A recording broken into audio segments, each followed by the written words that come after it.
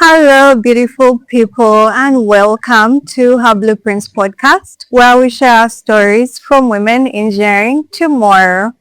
And I have another guest with me here today, and I'm going to let her introduce herself. Anita, thank you so much for honoring the invite. Thank you for inviting me. So my name is Anita Atukunda. I'm a small background. I civil engineering. That's what I did, but currently practicing in environmental engineering and specifically professional health and safety. That's on the professional bit of it. I'm a sister, an aunt to three beautiful little beings that I call minions. Yes. Other than that, yeah, I think that's a brief about me. Okay. Thank you for sharing. If we were to think about the genesis of where your story starts in terms of like even the schools that you've been to and the things that inspired you to pursue the things that you're pursuing, where does that start? Engineering can I think my story to join the engineering field was basically me doing what I found easy. I guess I was fortunate in school. The maths, the sciences weren't too hard. So yeah, I like to do things that just come easy. Follow the path of least resistance. Yeah, that's what I really tell my friends. And they ask me why I do hard things. I'm like, no, actually, to me, they are not that hard. Otherwise, I never throw myself in that deep end. So yeah, engineering was that for me from school.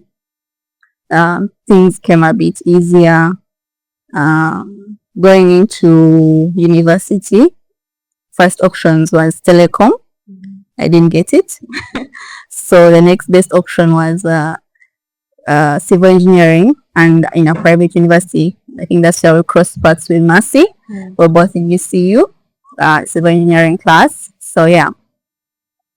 And that's how I think I ended up entering the engineering and finding myself surrounded by all these people in their different fields and capacity. Because the thing about civil engineering, as you know, it's quite versatile. Yeah.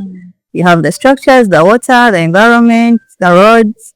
So yeah, that's how I ended up in the field. Later on, as we specialized with some field experience, with internships and all that, I zeroed down onto environmental engineering. Why? I think it's obvious. The world is in crisis, right? Yeah, and everywhere you look, everywhere you go, we're advocating or we're trying to do better, live sustainably, try to develop without causing harm to the environment, the social well-being of the people. So yeah, it became a field that was quite easy to navigate, and I see the impact. Yeah, so that's where I am now. I'm deep inside environments and HSE. Yeah, that's a short on my engineering journey. Okay. Which schools did you go to? High school. High school, St. Lawrence. Okay. Yeah, St. Lawrence Horizon Campus. And then I moved to Chitende, St. Mary's, where I now crossed over to UCU. After UCU, I was privileged enough to get a scholarship. So I moved to Egypt for about 2.5 years, almost 3 years. I did my master's in environmental engineering. Yeah. Then I come back home. So that's it, the major schools. How was that experience like for you, going to a different country, studying there? Egypt. So the university I went to was called Egypt, Japan University of Science and Technology. Yeah? It's an Egyptian university funded by Japanese. So the campus itself is it's like a mini Tokyo. The architecture, because of the Japan funding.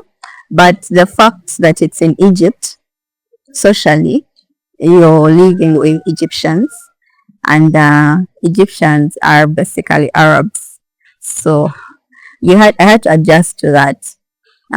It was quite being thrown in the deep end because Egypt being in Africa, you assume it would be easy to navigate, but it's actually not. It's like it's completely and completely Arabic in the way of life, in the culture. Yes, to the everything. It's an Arabic country, so you have to adjust dress code, speaking. You're a lady. There is that thing about Islam when you're a lady. Yeah, it's quite. It was a trick, but I knew I was there for a short time and for a specific purpose. So we had to get into the system, see how to navigate, made friends as fast as I could because, creating communities is important when you're in a foreign land. So they help you quite a bit to live and your mental health, basically. Yeah. But it was one of those, I think for me, it was one of those things I think helped me shape my character today. Yeah.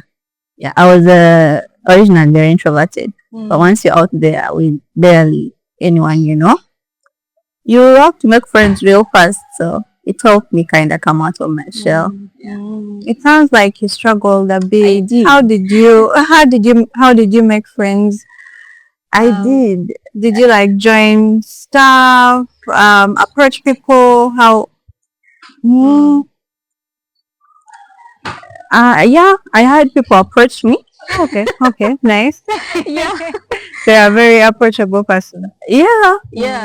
I had several people try to, okay, because you're all there in this place and you quickly realize you're not the same. Because I think when I went there in my cohort, we were 9 Ugandans. Yeah, 9 Ugandans. I was the only girl. That's the thing about women in engineering. You often find yourself as the only one in the group, right? So I was the only lady in a group of 9.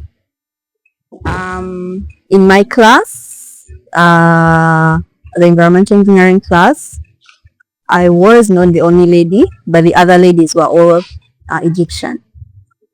So that already puts you guys there's a division created, right? But yeah, just because I was only in lady from Uganda, I found other ladies there. I made some girls I will still talk till now occasionally. A Malawian lady and a Ghanaian lady. Yeah, I think we formed a friendship there, and yeah, they really helped me out quite a bit. Yeah. So it was good. It was good in that regard. Yeah. That's how we manage this. Stick together. Yeah. You said you did your master's in environmental engineering. Yes. What was your thesis on? My thesis was on waste management. Yeah. Waste management, specifically petrochemical waste. So I developed petrochemical waste. Oh wow! Yeah. Petrochemical waste is waste from petroleum and its derivatives. Yes, sorry. So basically, petroleum is, I think it's one of the reasons oil and gas is still being. It's hard to get rid of it. Yeah, it's very hard to get it out because it's a raw material for very many things. So petroleum, basically, we use it in plastics, we use it in drugs, we use it in it's an industry that is quite big. So anything from that is termed petrochemical. Yeah, anything with components of petroleum, oils, anything, polyester, fabric.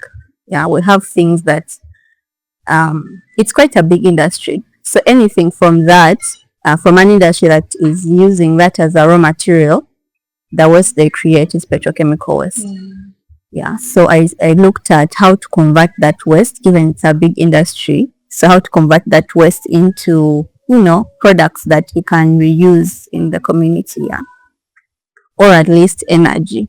So I looked at converting petrochemical waste into volatile acids. That's the lactics, the what, acetics. We use them in cooking. We use them, yeah. Then or converting it into renewable energy, that is methane, hydrogen, yeah, or this thing that Ugandans use quite a bit, biochar. Yes, you use it in farms, you use it to make briquette, things like, yeah. So that was my thesis basically. So I just studied that and how to improve the biosystem that I used. I used anaerobic digestion, so small reactors basically, to produce those gases and those products out of petrochemical waste. Yeah, that was my thesis. That's interesting. It sounds like it involved quite a bit of experimentation. Yes, I lived in the lab for a while. Yes, I quite a bit. A lot of failures, and you do it, change ratios. Yeah, and I used maybe just a point out. I used FICO as my what is it called? My feed or my enhancer to create the microorganisms I needed. Yeah, I use FICO. Human. So that's human as well. Yeah. So and I was the only one using FICO in my lab. So every time I had to come in to do an experiment, my lab mates were like, God, she's she's back again. Yeah, it has changed. But once you put in the reactors and then you set the right parameters, actually it's not supposed to smell. Yeah.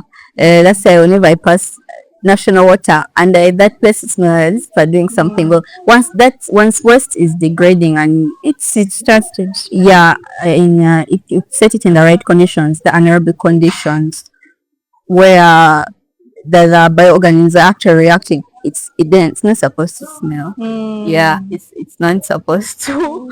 So something is amiss there. Or what we smell is probably the waste when it's just entering into the system, the waste treatment plant. Yeah. But on the other side, that's whatever is left is not supposed to smell, because ideally the microorganisms have worked on all the organics in it. It's now just yeah. Had you worked for a while before you decided to do your master's? Yes. And I'm asking because I want to hear about what your transition was like from school and then to work. Was it what you expected, or was it slightly different? And how did you kind of reconcile those things? Yes, I was lucky enough. I keep saying luck, but recently someone told me it's actually not luck. We prepare for these opportunities, but because we are trained to be more distant. But yeah, I had worked a bit. I had worked with a consultancy firm for about 2.5 years, almost 3, as an environmental consultant. So that firm, it was awesome. I met someone who I call my mentor till now. I met him in that firm. Very respectable environmental engineer in Uganda right now. There I had worked in that firm, basically doing environmental assessments, Asias, that's how we call them in Uganda. Reviewing design, catchment assessments, basically environmental engineering, but in the consultancy field, you're not building anything. You're doing the pre-construction work. Yeah. Go to a site, see how, if you know the project at the back of your mind, you can see how it will affect this place. Then you give recommendations, maybe to avoid the land impact. Let's do this. Maybe the water table is too near, let's move it. Things like that. So it was basically a lot of reporting, a little bit of field work, then a lot of report writing. Yeah. But yeah, I think that experience was good. It made me realize, I think I was in the right field. I liked environment. And yeah, I interacted with as a consultant, you work with several fields. So I was working with the botanist, I was working with hydrologists, I was working with the structure engineers, all the civil engineers. And yeah, I didn't like what they were doing. Or it just made me realize the more that I prefer what I do. So I just zeroed down onto the environmental field. Yeah. Didn't like what they were doing, as in didn't think you would enjoy it? Or it felt hard. Remember what I said? I like things that come easy to me. So I had the knowledge, with civil engineering, like, yeah, you have the knowledge of all these things because in school they teach you a little bit of highway, a little bit of structures, a little bit of hydraulics. So you have the basics. So if you decide to zero down on any of that, you have a starting ground. So working in a consultancy firm, I was actually working with all these fields. Yeah, because in an environmental assessment report, you actually have sections of all these people based on the project you're going to do. If it's a road, you need all these people. If it's a building, a dam, yeah, you need all these people. So you work with them, you see how they. And yeah, I just decided I like mine. Okay. I like mine. Let me stick to mine. You guys go work on your BOQs and build the thing. I'll just tell you. Yeah, let's not go that deep in that area. There may be an issue. So yeah, that's it. Okay. I do think it's important to kind of try and figure out where you stand, because personally I was on a construction site right out of uni, and I was like, this is not what I want. This is not me. I didn't because that is what I had at that time, but I was like, this is not what I want to be doing long term in my career. Yeah. And what is the work? What does it look like for you on a day-to-day basis? The kind of stuff that you do, the kind of projects that you're involved in right now.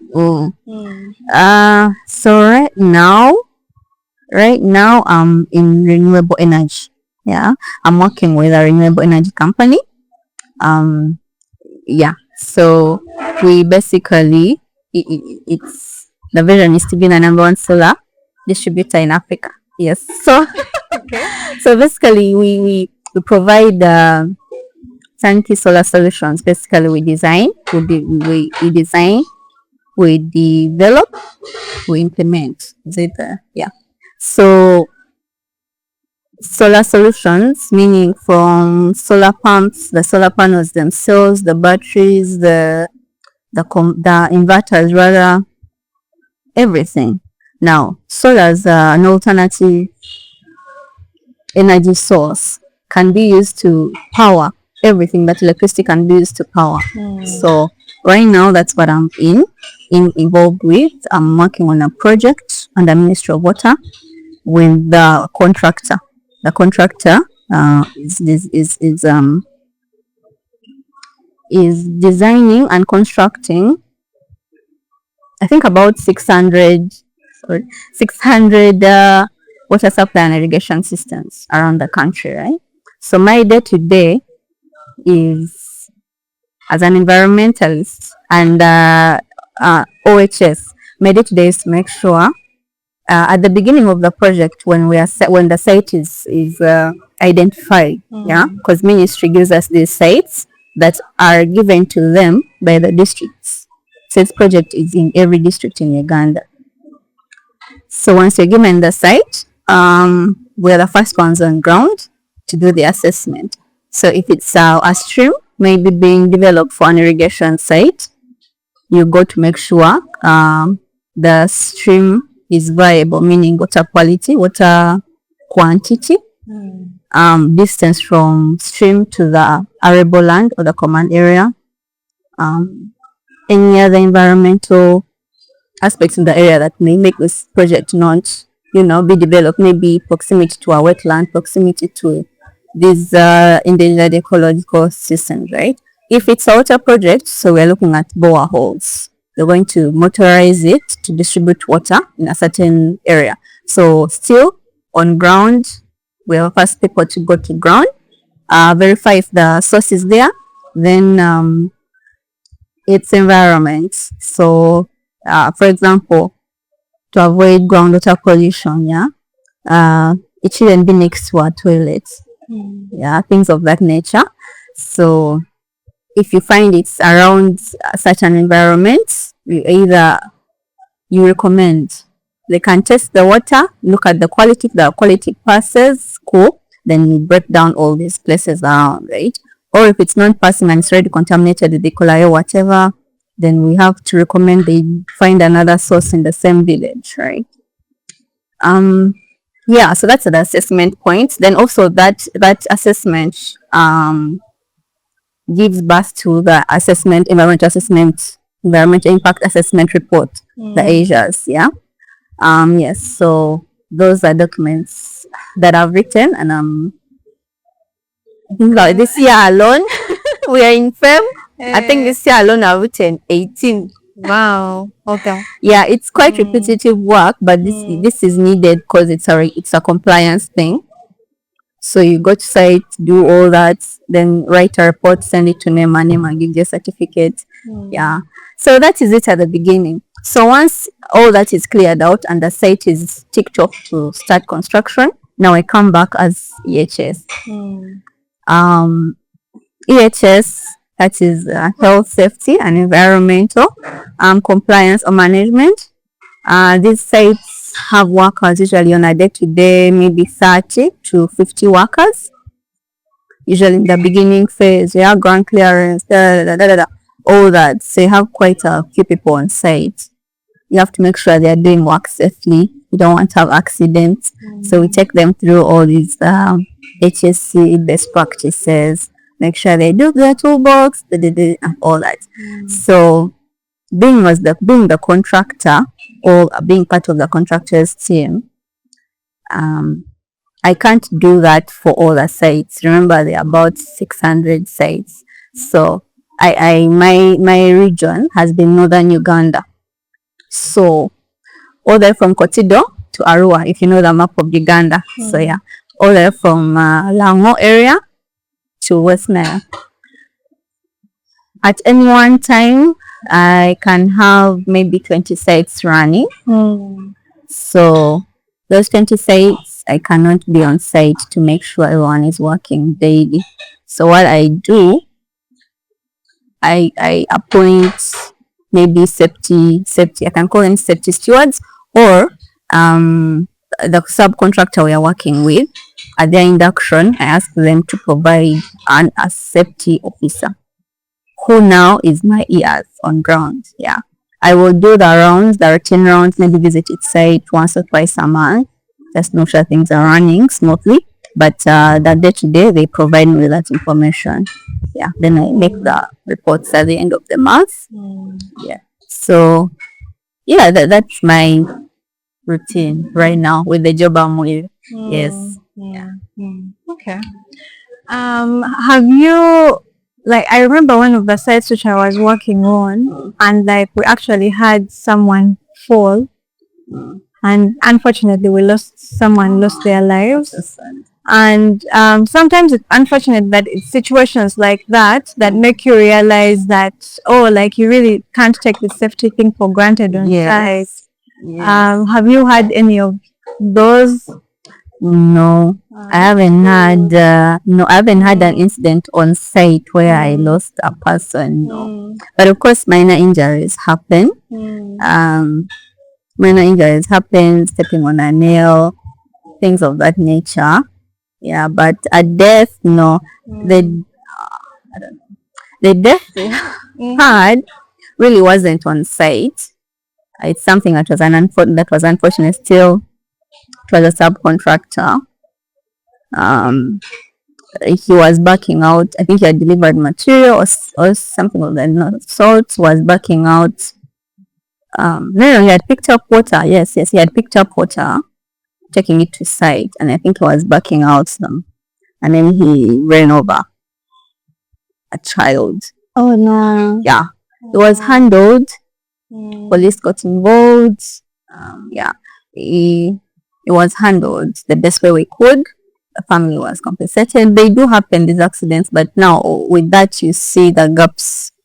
And then you put the drivers into these intensive trainings, defensive driving, make sure the cars are in good. Accidents do happen, yeah. But so when you have HSC practices on site, it minimizes them, and if it does happen, maybe the impact will not be as much. It's unfortunate if the person dies, but if they don't die, it's always a learning lesson and you do better. Yeah. The thing about HSC is you shouldn't use it to prosecute. Yeah. You shouldn't use it to prosecute. It's just, it helps you first of all minimize the risk, but when the risk occurs, you find a way you can easily assess and find the cause and then work towards making the process better or more safe. Yeah. I've seen some of your posts on LinkedIn about journey to the boardroom. Yeah. Tell me a bit about that. Journey to the boardroom. So Journey to the Boardroom is a program, if I may call it. It's a program whose mandate is to train the future leaders or the future boardroom board members in Uganda. Yeah. That is their mandate. So basically they're teaching you everything from management or the things that as a director you need to be aware of, how you would handle yourself in a boardroom, the type of people that are in a boardroom. Yeah.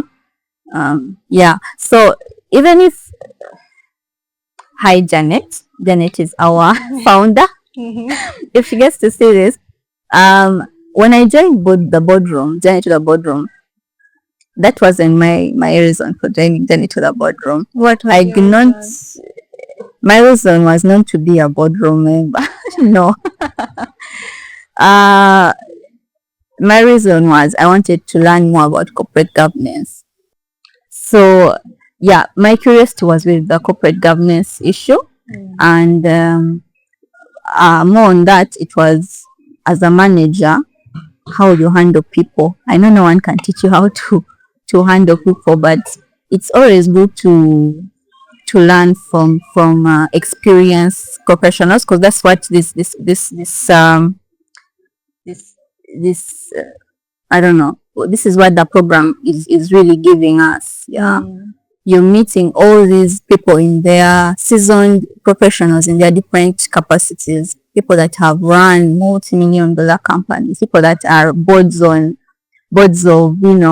listed companies. So just to get to hear them and how they do their things and how they got there, it always gives you may not do it like them, you cannot do it like them, but it gives you an insight on how things can go. So that if you're in a situation where things seem similar, you know how to navigate. Yeah. So that was my main purpose of joining the boardroom. I wanted to understand corporate governance and I wanted to meet all these people. You said something about knowing how to handle yourself in the boardroom. Are there any tips you can give us on how you handle yourself in a boardroom? So this is just off it because it was one of the most recent classes we had. The speaker was actually Miss Madam Janet, the founder. She talked about temperaments. Temperament, yeah. See, everyone has a different temperament, if I may call it. And she mentioned something like it's God-given. I didn't know that. I thought we act the way we act because of our surroundings, but instinctively, the way we respond to situations is our temperament. Yeah. Some people they attack. Some people they pull back. Some people are really organized. They have different names. They're 4 types. So she said when you're in a boardroom, usually it's made up of maybe 10, 12 members. All of them have different temperaments. So you need to understand everyone's type of how everyone reacts to situations. So yeah, that alone, I was like, okay. So before you maybe table an idea to the chair, first know what type of chair you have. Is he one that is easy to start new things, or is he one that will ask for more research? So when you go in with your idea, you have ticked the boxes, if I may say. Yeah, things like that. Or I don't know. It's just I can't tell you everything off head really, but I can. It's doing the thing it's supposed to do. That's what I can say. That's good. It is. Okay. And how I don't like asking this question. Like, what have been some of your challenges, especially as a woman in the engineering field, and how have you navigated those challenges? Yes. Oh wow. I don't want to be stereotyping this one, but it is when women keep saying engineering field is not very welcoming to female engineers or any other job really. It's not in people's heads. It's actually a real thing. And for me, I'll use an example. When I joined a consultancy right after campus, I joined we were three people that joined that company as graduate trainees, right? Two guys and a lady, me. Like I said, it's usually you find yourself alone. So it was two guys and a lady, all of us civil engineering. So the other two guys went into structures, designing buildings and all that. I think one majored into water supply structures, so designing water supply systems, and they are not into buildings. Then me, I stuck to environmental engineering. So when we started out, as a woman in the field, you do not get the opportunity to advance faster than the men. And the reason for this is because you're given soft tasks. I don't know if that makes sense. So as when you start out in the job, maybe as the lady, you'll start with minutes. If you guys have a meeting or a planning meeting, as the lady, they'll say, Anita, take the minutes. Like, cool, I don't mind. So I'll take the minutes. Everything is discussed. You have an opinion, you air it. So once tasks are being assigned on that particular project, Anita, you'll probably be on that team that's going to go out and do stakeholder engagements. And then the two guys are going to be on that team that is going to go sit with the engineers and develop the plans. Yeah, just that, okay, my field that I wanted was environment, so I didn't mind because environment and social go hand in hand. But if it was, if I wanted to do civil structures, I should also be given that opportunity to, give me plans, tell me to review the plans and find the errors. Yeah, so you find that if we were on the same trajectory of being project managers for a construction project, I'm behind. They're already one step ahead of me. So after 2 years in that field, he's able to be a junior manager for a small project which maybe doesn't, maybe a 100 million UEGX project. He'll be given to manage it, while me, not really, because I've not been. You've not developed those skills. The skills yet, because I'm started out with really small. So I realized that later. But also now for my case, it's a bit different because we're doing different things. But I saw it there. I saw it even with. It's just a thing. There were even sociologists, male and female sociologists. You'd assume social work is for women, right? Mm. But no, when opportunities came up for social work to be done, they would send a male sociologist more. Then the female sociologist will get like the smaller project of 2 villages. Then they will give him the project that covers the whole district. You get? Yeah. So I think as women, it's a challenge of being, I don't know how to call it. There's skepticism when it comes to our skill sets and our ability to execute. Mm. Yeah. Where do you think that comes from? Patriarchy. Okay. Fair enough. Yeah, but Fair I enough. think things have changed now. People are pushing, and it's very good to see. And yeah, I encourage women to take advantage of this wave. Mm.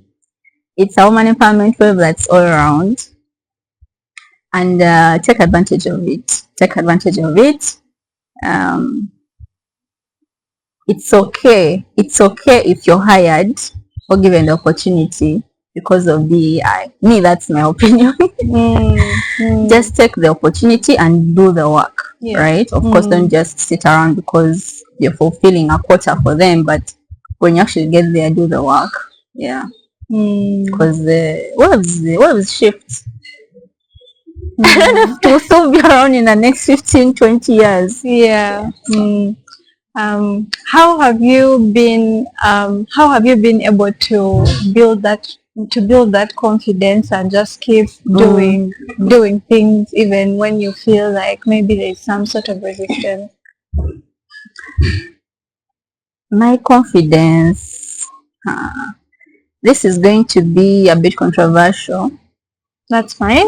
Because I know we are here for the women in engineering, but for me personally, actually, my confidence in my field work and my profession came from my bosses. Yeah, should I say my people that I looked up to. So it seems like it's a small thing, but when your boss or your manager, when you're still on the coming up level, when you do work, give them work, and then they're like, this is good, and then next time they have a task, because that was mostly in consultancy. Yeah. In consultancy, it's not just skill set, it's also your academics play a big role, because it's a lot of, yeah. So when your bosses see you only have a bachelor's, right, or you maybe had a few certificates, but they're confident enough to put you on their team, there's a way it boosts you up. Yeah. So for me, I noticed that, especially when I came back from the masters, I still had that little bit of imposter thing, which is still there, I guess. But when I came back after my master's degree, my bosses that I worked with from consultancy, they wanted me back. So I sat down and like, okay, so I'm actually good. Like, it clicked in that moment. Like, it never really clicks when you, yeah, what am I trying to say? For me, how I think I was able to jump from I'm just a girl trying to find my way to, you know what, I can actually do this thing. It's because I got enough compliments, and I realized my work was good, because when you do work and people appreciate it, yeah, you realize your work is good, and that thing kind of fades into the background. So you have to just keep going. Just have to keep going. If I do my report, I submit it to NAME and it's approved. What? I did that. So eventually, I think you just have to keep doing the good and see the good. Things will always, not to say that things have not been trashed, yeah, but I focus on the good. I focus on the good, and it keeps me going. It keeps me, Yeah, I think that's an interesting point to make, and I'm surprised you said it would be controversial because I don't think it's necessarily controversial. Like, I know women in engineering are few, And sometimes when you're in school, you hear all these stories, and unfortunately sometimes they are the worst kind of stories, including sexual harassment stories. And then you go into the field scared of everyone, and keeping to yourself, and sometimes the people that we meet are actually supportive people, and a lot of times those people are male people, because like even me personally, most of the people that I've worked with, obviously it's a male dominated field, but they're the people that have encouraged me, given me that stepping stone, and it's a good thing to remain open. And I'm not saying you're oblivious to the fact that there are certain things that can happen and you need your boundaries. No. But sometimes it's good to keep an open mind, because when you ask, people are willing to engage, to help, to give you some guidance on different things. You talked about imposter syndrome, and I thought we would maybe dissect that a bit more. How do you talk to yourself when you get those feelings of, oh, I don't know if I can do this, or when you start to get scared, and how mentally, how does that pan out for you? Do you have like a go-to thing? What's that inner relationship with yourself like? Me and my 10 personalities, we are besties. That's good. But imposter syndrome. Like I said, I think before 2023, if I'm being honest, 2023, 2022, it was there. But again, actually, let me go back a little bit. In Egypt, my supervisor was a guy, Egyptian, Dr. Mahmoud Nasri. Very smart man, but very blunt. So in his lab, we were how many? 6. And we would not share. We would have lab meetings where you're presenting results and findings, and would say it to you, you're not doing anything. This is you have not moved a step from when we last met. And then you in my lab, it's this one, the rest of you are not doing shit. So he was I remember one time he made those comments, and I was in the positive, right? But like, apart from Anita and Derek, the rest of you are not doing anything. You see what I mean when I say my confidence has been built on compliments. See, whenever I feel I'm going into usually imposter syndrome comes when you're going to start a new project or a new job, or I'm like, no, Anita, this is something you've done before, and I have notes. So usually I go back to I even have my notes from campus. So if it's something, it's never really something new. What I tell myself is, this is something you've done before. It's just in a new environment, new people. You know these things.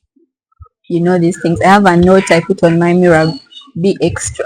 I'm still working on that, but you know these things.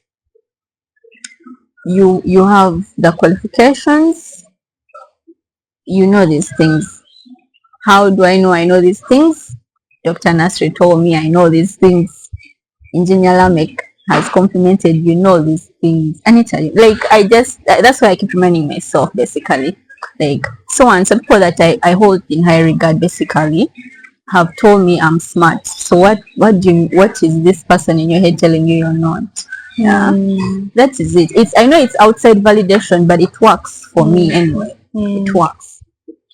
And that's it, basically. And over time, like now, after I came back, I had these opportunities. I had never been in a situation where I have multiple opportunities. It happened.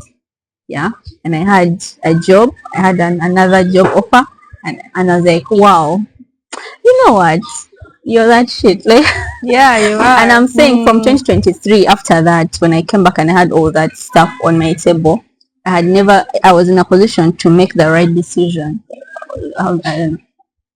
My my burden wasn't to look for a job, but my burden was to pick the right job. That's a good problem. Yeah, exactly. So from then on, it became, and with that thing, I realized with that type of confidence, even when you're working, you work because you have already set a precedent. You cannot do shady work. Yeah, I'll review a report, I don't know how many times, just to make sure it's minimal errors. Yeah, because I want to maintain that type of reputation. Yeah, then also it helps you when you're working. You don't take crap from people. I know a time will come, hopefully not anytime soon, but probably a time will come when the opportunities are not there as they are now. But as for now, you don't take crap from people, because you know the value you bring, and you know if this is not serving me, I'll leave, maybe be unemployed for 3 months, but I'll find something else. So all these things just keep playing, and then that imposter voice kind of disappears. Yeah. Okay. What advice do you have for someone out there who is maybe thinking what to do next, struggling to find something, and maybe also considering engineering as a field? Engineering is a very interesting field. If it's something you want, and if it's something you enjoy, yeah, go for it. Go for it. Put yourself out there. Yes, put yourself out there. I wish I had done that sooner. I was very reserved. When you say put yourself out there, what do you mean?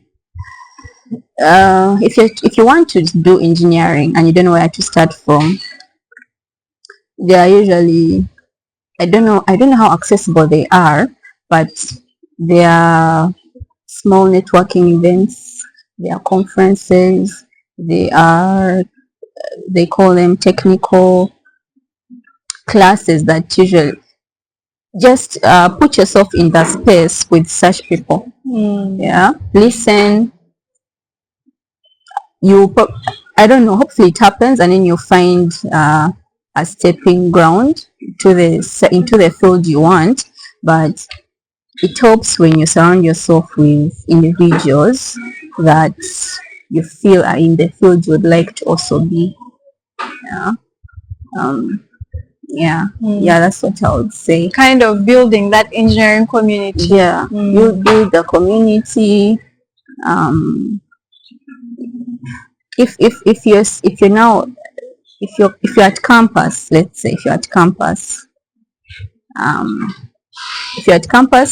you're in engineering, you're in an engineering class, look out for these, like UIPE does. I don't know what they call them, I've forgotten, but they do not just annual dinners, they do scaling sort of trainings. They are a bit costly though, but even inside our engineering school, yeah, there used to be those people who are teaching Archicad, people who are just put yourself in those spaces. You'll meet people. They usually used to even arrange field trips. You're paying maybe 100K. No, it's not small money, but if you can afford, where you're going to go with these engineers to inspect maybe a water treatment plant somewhere as a student, just put yourself there. I was a very bad network person. I didn't like small talk. I still don't, but I'm working on it. But one thing that Journey to the Boardroom is also teaching us is how to create networks. Yeah. When you're in these spaces, if you actually find now yourself in these spaces, don't be afraid to just go and introduce yourself to people. I'm also still in that class, but meeting new people, just introduce, hi, I'm Anita. I'm a civil engineering student. I don't go to people you don't know. Maybe do small research. Yeah. Um, I've seen you on LinkedIn. I know you do this and this. Is there, I don't know, is there an opportunity? I don't know. Just find something to say that is in line with your work and links to their work, and then a conversation can start from there. But yeah, networking. I wish I'd done this a bit earlier in my career. Really, networking. Yeah, yeah, I think it would have been a good thing for me. I'm just getting there now, but yeah. Yeah. Okay. Thank you for sharing. No Yeah. We usually end with 5 fun questions that you can give quick answers to. And let's see. What's your favorite way to unwind after a long day? I'm not even movies. I'm a series. Not addict. No, but yeah, I'm a big series person. I'll watch a series in a day if I can. Binge It's my escape. I guess it's my escape. Just watch people's other lives going on. Big series fan. What's the most recent series that you watched that you really liked? That I really loved? Landman. Which one? The Landman. I have The Landman. The Landman. Yeah, let me stop. If I explain 10 out of 10.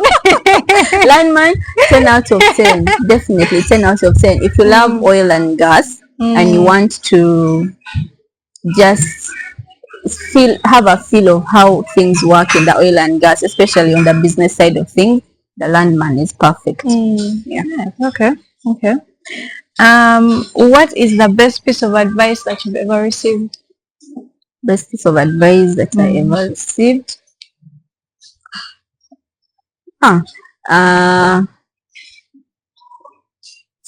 One or two, depending, really.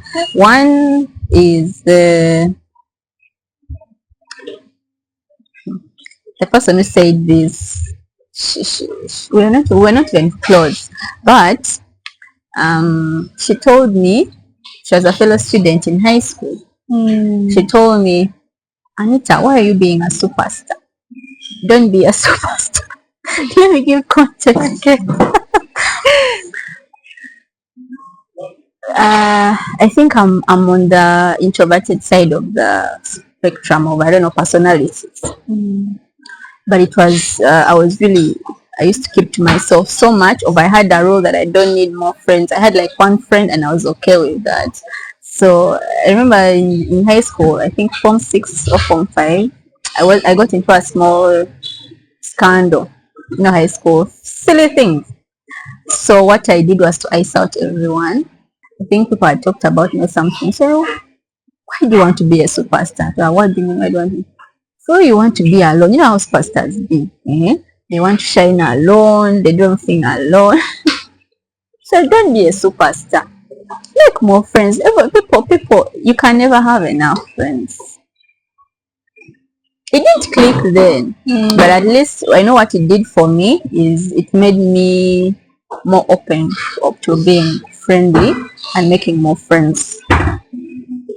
I don't have many friends till now, but yeah, it's something that if there is an opportunity for me to be friendly with someone, I take it up. Before I would sit on this table together and would live without knowing each other's business, and I was okay with it. But after that conversation, I became a bit more, don't be a superstar, that one. And nobody cares. Nobody cares. Yeah, that's true, by the way. Nobody cares. Also, I think a friend also told me that when I was over and in my head, nobody cares. Just do what you want. I think those two. What's one thing you wish you had more time to do outside of work? Travel. Easy. Why aren't you traveling more? Small fun issues. Okay. Yeah, but also the time. We get 21 days of leave. even if we split it up, how? Mm? For the type of work you do where you need to be on site, it's hard, but I make it work. Last year I went to one, two. Last year I went to 2 countries out of only 2 or 3. I think 2. Yeah, that was good. But when I say travel, not like domestically, I've done domestic travel. It's my work. I've been to all over Uganda. So when I say travel, I want out of the country, right? Yeah. Someplace beautiful. Yeah. So it's something I'm working towards, at least 2 countries in a year if I can. Yeah. It's something I want to do more of. Okay. Yeah. This year. Thank you so much for honoring the invite again. Thank you It for was so having me. good to have you. Very great. Yeah, Very great. and I hope that that someone is inspired by your story and picks and knows how to do something better. Maybe how to conduct themselves better in a boardroom, do their research. That has been my main takeaway. Really? Yeah. Oh, it's very important. Thank you so much. Okay. Yeah. Thank you so much for listening, and until next time, bye. Yeah.